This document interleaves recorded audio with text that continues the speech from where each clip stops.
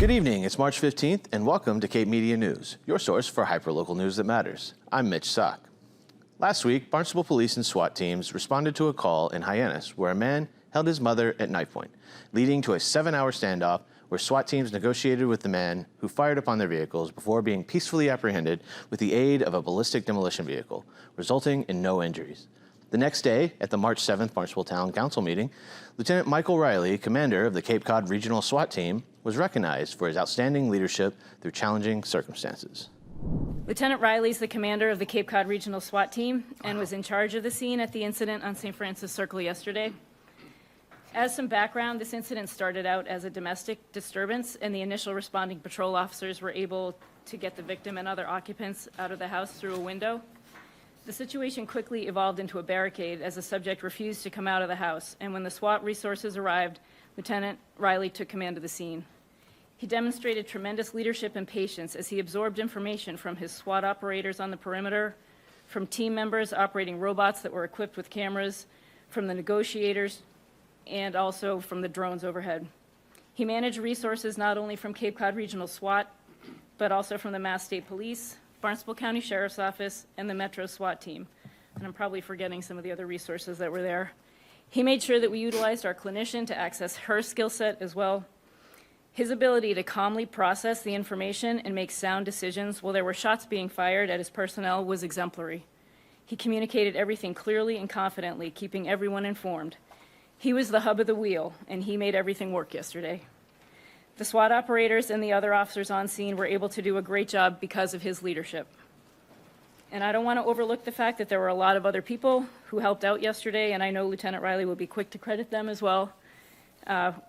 Many of the officers who were on scene who weren't SWAT operators left details. They came directly from court, they left trainings, or they self-deployed from home to respond to this incident. The people behind the scenes at the station deserve credit. Our dispatchers were amazing, trying to keep calm in the chaos. We had supervisors who stayed behind at the station to make sure that everything ran smoothly there and that we were still able to maintain our calls that were going on in the remainder of the town. And our mechanics who got our entire fleet out there on the road were phenomenal yesterday because we had some cars that probably hadn't seen the road in a little while. But it was really a team effort, and I think the community should be proud of the men and women of the BPD as a whole. But really this incident and the successful outcome were probably, I might get choked up, but I really truly believe that they were spearheaded by Lieutenant Riley's leadership, his patience, his poise. He's got a tremendous amount of experience on the SWAT team, and all those SWAT operators looked to him to keep everything calm, and he did it, and it was phenomenal. So I just wanted to make sure that he got recognized for his 3 work. cheers. Thank you.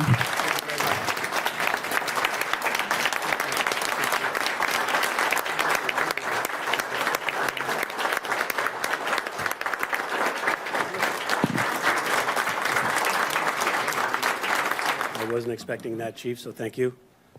Thank you. And I will say that it was a challenging situation. And while the Chief described it as me leading the crew, it was incredibly easy to do that because we have such a phenomenal police department.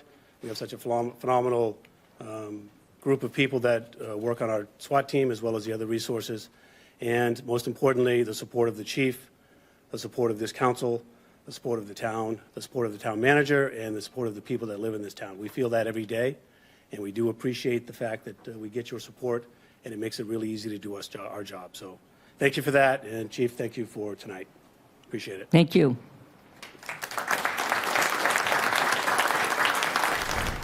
Barnstable County is now seeking nominations for the 2024 Mercy Otis Warren Cape Cod Woman of the Year Award.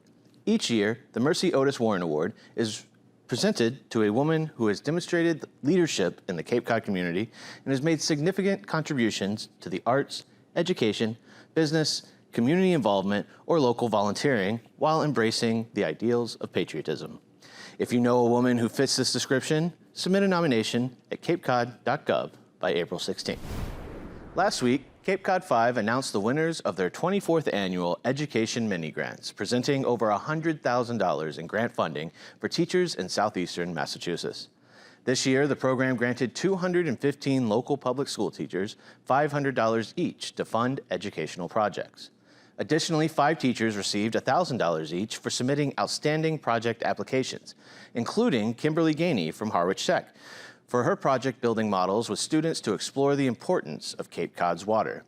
DY High School's Tracy Weiss to bolster DY's alternative learning program and provide engaging learning opportunities for students who may not thrive in a traditional classroom setting.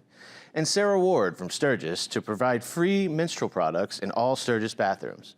Congratulations to this year's winners and to all local teachers striving to make a difference. Next year's application period opens in September.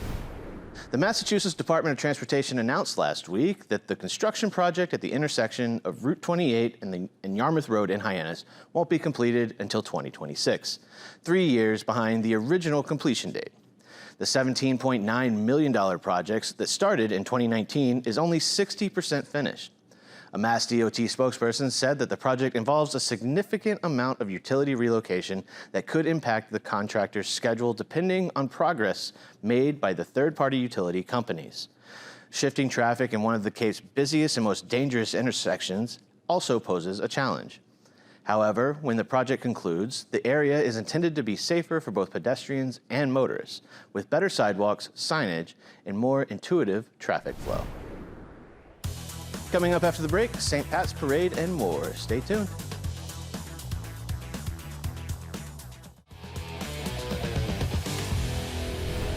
Welcome back to Cape Media News. I'm Mitch Sock. Although St. Patrick's Day is this Sunday, the town of Yarmouth hosted the Cape Cod St. Patrick's Day Parade last Saturday, and Cape Media News spokeschild Fiona Caswell was there to capture the excitement. This is Fiona Caswell from Cape Media News. We are at the St. Patrick's Day Parade in Yarmouth. We're here to ask people what their favorite thing about St. Patrick's Day is. Let's go. Excuse me, sir. Sir, what's your favorite thing? Wow, that's amazing.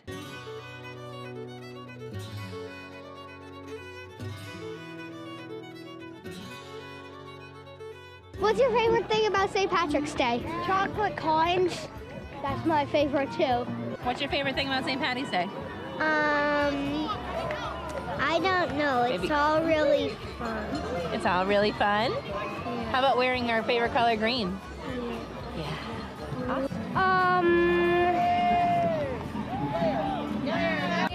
Candy. That I like that one too. Thomas, what's your favorite thing about St. Patrick's Day? Oh, no, we're too nervous.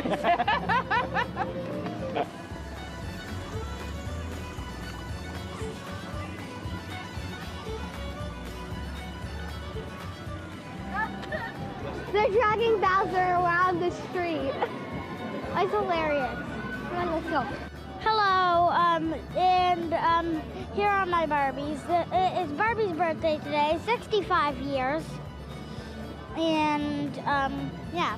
Remember March 9th, please, Barbie's birthday.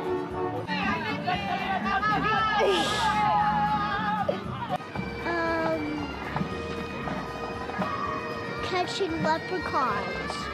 That's a good one. What was it? Catching leprechauns. Catching leprechauns. That's a good one. What about you? What's your favorite thing about St. Patrick's Day?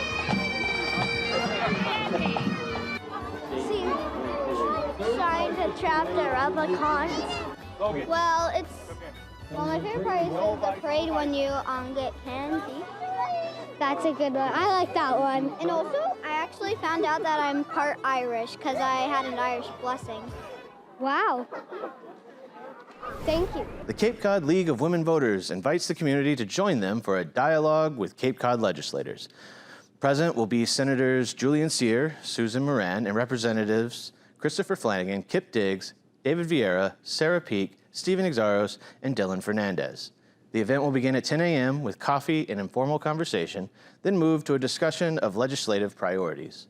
Topics of interest include the Affordable Homes Act, Voting Rights Access Act, Act to Protect Public Health from PFAS, Act to Extend Commuter Rail Service to Cape Cod, and Safer Gun Act, among others. Closing statements will be at 11:45, and this event will take place on March 22nd at the Cape Cod Community College, Frank and Maureen Wilkins Lecture Room. Barnstable Town Council has approved an investigation into whether or not the Barnstable Police Department should leave the Massachusetts Civil Service. Civil Service is a government agency that, amongst other services, provides hiring exams and ranks candidates for consideration for municipal town agencies. According to Mass.gov, the organization's goal is to provide fairness in the public sector and recruit a qualified and diverse labor force. Barnstable, like many other towns across the country, is experiencing a shortage of firefighters and police officers. Many who advocate for BPD to drop out of the civil service claim that getting rid of the lengthy and comprehensive hiring processes will attract more candidates to the force. At the last town council meeting, councilors voted to fund consulting services to determine the best course of action for the Barnstable Police Department.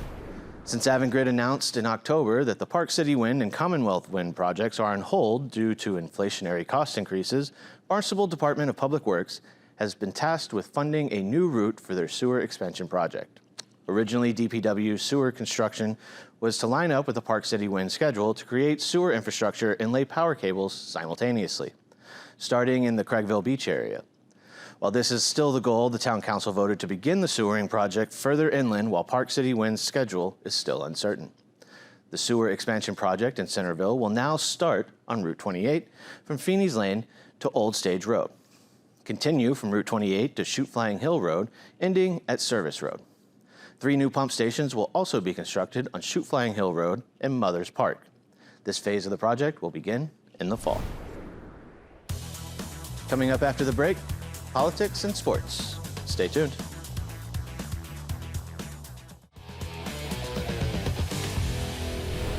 Welcome back to Cape Media News. I'm Mitch Sock. On this week's edition of Mid-Cape Politics, we're going to take a look at Barnstable's town council meeting from last week, where several residents voiced concerns about an anonymous letter that had been mailed to them. The letter outlined changes that are to be made to the town's planning and development strategies, with priorities such as builders and developers no longer decide what gets built where, the town, through its plans, designates where and what gets built, and our plans mandate what goes where. With the origin of the letter unclear, here's what some residents had to say. And then at one point, it became very alarming to me when I read, along with appropriate partners, there's this whole subcommittee thing that's going to be talked about and that's mandated and talked about in this letter. And, you know, along with appropriate partners sounds very exclusive or handpicked, as if, you know, you think the way we think, then you'll be able to sit on one of these committees and be able to shape and recommend to the town the direction that this should go.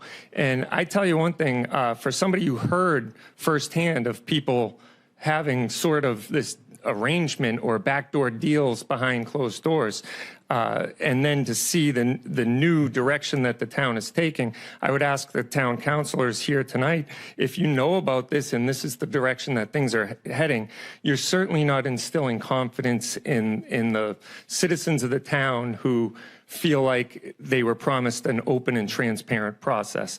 Many of the people that are on this council ran on transparency and on impartiality. The impartiality comment is great because our current town council president has a "We're Full" sticker on the back of her car. What? So people who are struggling for housing right now, where are we supposed to go? What leadership are we supposed to look to? Because it's not here. On the issue of transparency, gosh, some of you ran on that, and what I've been hearing and seeing is anything but. This confidential letter that's been floating around, it looks like it was written by one of the always angry social media groups. You know, councils, you're elected officials who are supposed to look at both sides of an issue, represent all residents of the town of Barnstable, not represent just an anti-this or pro-that group.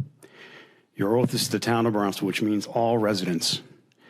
The fact that a councilor has a "We're Full" sticker on their vehicle shows a bias. It's not a good look. The bid was lied to during our meeting on February 13th. We had heard rumor of this, and we specifically asked the question about it. What we were told by the council president was, quote, "I don't have an agenda for Main Street," and, quote, "I collect the ideas and put them in a basket." There's nothing about this confidential change of course underway that reads as if it's anything other than an agenda, and it does not read as if it's a collection of ideas put into a basket. So the questions I have is, who drafted this?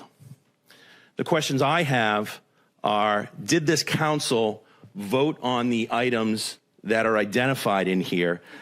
And residents weren't the only ones that were blindsided by the letter. Several councilors voiced their frustrations as well. This is nothing but an attempt to take information that's been floating around, organize it, and it was done by someone who's very familiar with what goes on in this council, and put it out there to alarm you people and to denigrate our leadership. I don't know who, because you asked, did we vote on anything? Nothing of the sort happened. This is the kind of letter that destroys town councils. Whoever wrote this may have thought they were getting away with something and exposing and causing problems. Yeah, they are causing problems. This is disgusting and outrageous.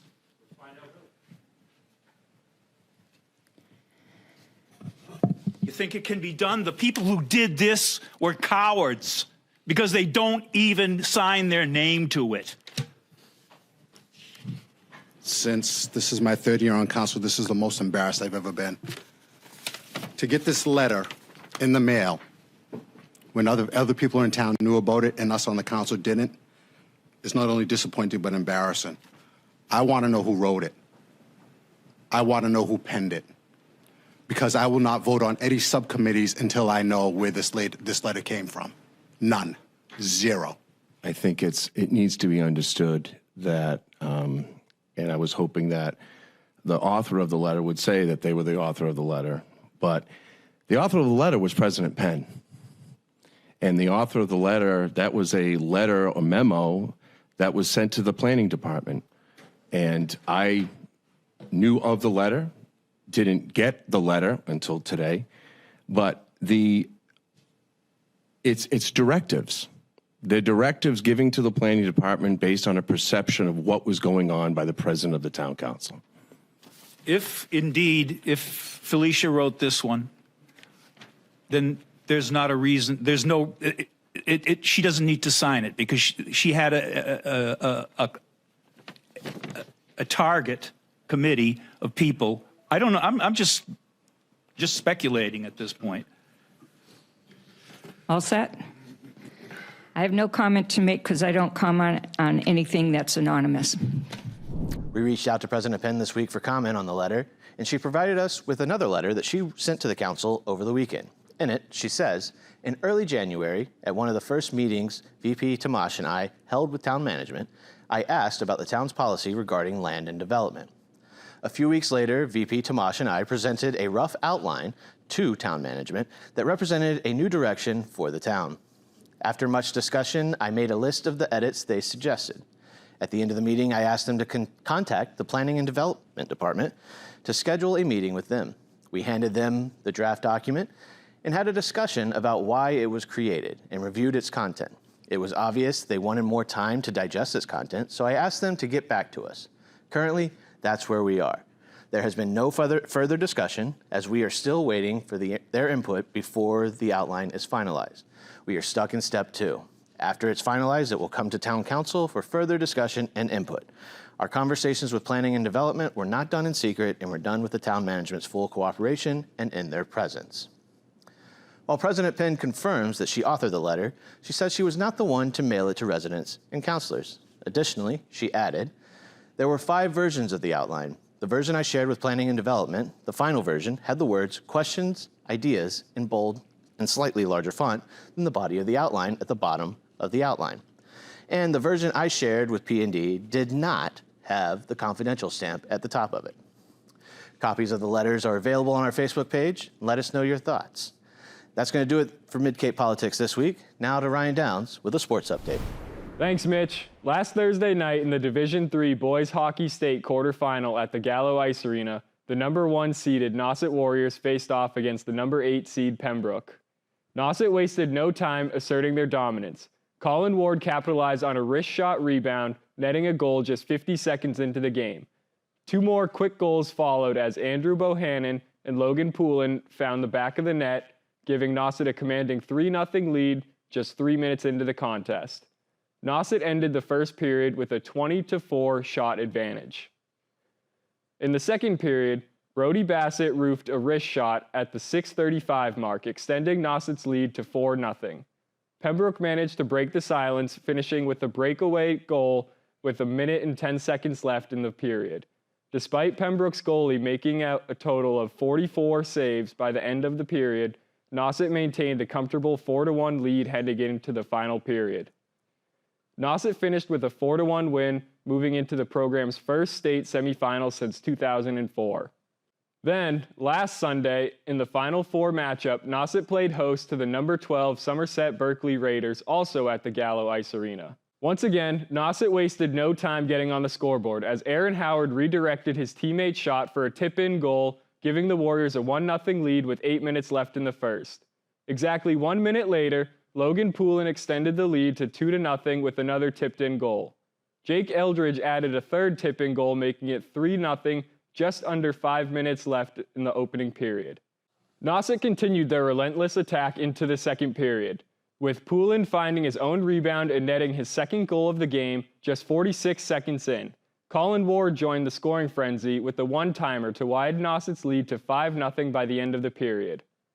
With Nauset firmly in control, Julian Krivos closed out the game by adding another tip-in goal, making it a 6-0 contest with less than 8 minutes remaining, sending Nauset to its first ever appearance at the TD Garden in Boston. Although Nauset competed for a state title back in 2004, scheduling conflicts led their match to be played elsewhere. This championship game against number 6 Marblehead is scheduled for a 3 p.m. start. The Warriors have dominated throughout the playoffs, outscoring opponents 18-2 across 4 games. Their recent performances showcase their readiness and determination as they vie for a state championship title.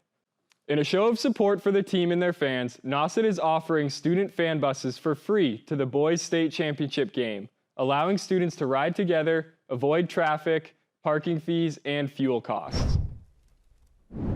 The girls' winter basketball season in the Cape and Islands League has come to a close, with 4 teams emerging as champions in their respective divisions. Alongside the triumphs, standout players were recognized for their exceptional performances, and athletes earned the distinction of All-Stars. In the Atlantic Division, both Falmouth and DY clinched the title of League co-champions. Dennis Yarmouth had a trio of All-Stars in senior Chloe Azoff and juniors Jaylene Piers and Sienna Laus. Barnstable had a pair of juniors, Chloe Egan and Molly Gleason, named All-Stars as well. And Nauset was represented by 2 seniors, Jordan Straightmatter and Jill Ernstrom. Over in the Maritime Division, Monomoy emerged victorious as league champions, led by senior and league co-MVP Susanna Brown. Alongside Brown, players like Tatiana Malone and sophomore Kylie Mon showcased their talent, earning well-deserved spots among the division's All-Stars. St. John Paul II was represented by a trio of sophomores, Michaela Onright, Marlo Jumper, and league co-MVP Devin Crawford. In total, there were 9 teams from the Cape in the MIAA Girls Playoffs, and 29 girls across the league were named as All-Stars, highlighting the depth of talent and competitive spirit within the Cape and Islands League.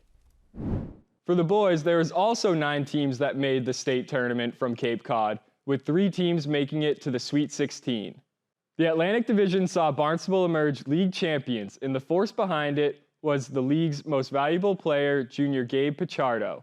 Barnstable also had sophomore Kawa Deza and junior Karan Ford make the All-Stars.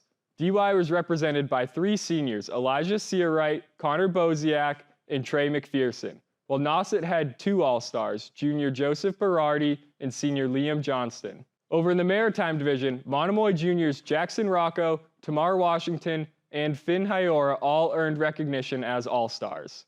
And that's it for this week's Sports Update. Back to you, Mitch. Thank you for joining us this evening. If you have a story you'd like to see covered, send us an email at newstip@capemedia.org. Tune in every week for more hyperlocal news that matters on Channel 26 Apple TV, Roku, and Fire TV.